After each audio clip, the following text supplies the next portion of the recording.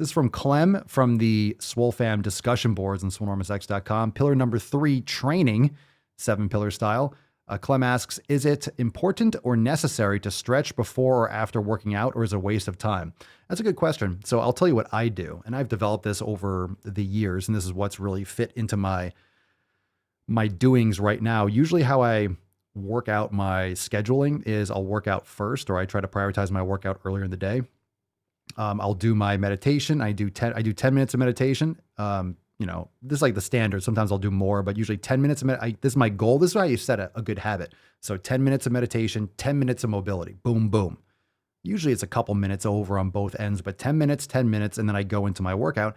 So I do more active movement for my warm up. I'm already kind of warmed up. I do my mobility. I do my active movement. I wouldn't necessarily say it's static stretching.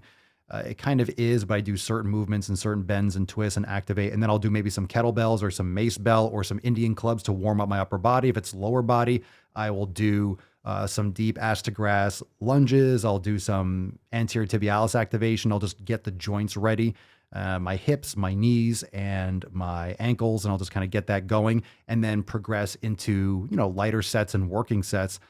So definitely a warm up is very important. The way it's going to look for you is going to differ, but I personally like to do some actual general movement, get the heart rate up, mobilize the joints, which is why I like yoga, which is why I like mace bells and Indian clubs. And it's very effective for loosening up the joints, relative lower body or upper body. And it's definitely not a waste of time after a workout, directly after a workout. If anything, I like to do either the sauna. You can do a cool down, which is important, but usually right after. I'm not doing a lot of stretching. Usually that's just not what I do. Later on, I'll do it.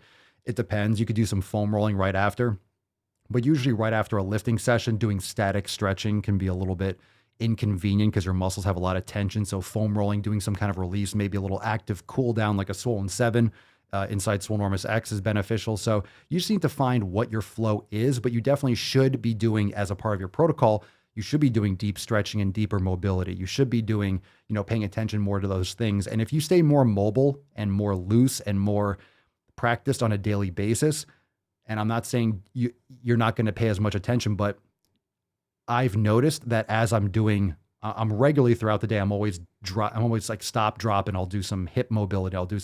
I'll put my palms on the floor and I'll bend backwards and I'll do some hip stretching. I just do a few, and I do that throughout the day. The more I've practiced all that, I'm less sore in general from all my lifting. I warm up a lot quicker and I feel a lot more, I just snap into place a lot quicker because I make it more of a practice all the time, like meditation. So I'm not saying it's going to make you not have to warm up as much, but it's going to make it much more effective and efficient. It's not like you've been sitting on the couch all day, for example, and then trying to move and you're like, oh my God, stiff. The more mobile you are, the more you can kind of get right into it.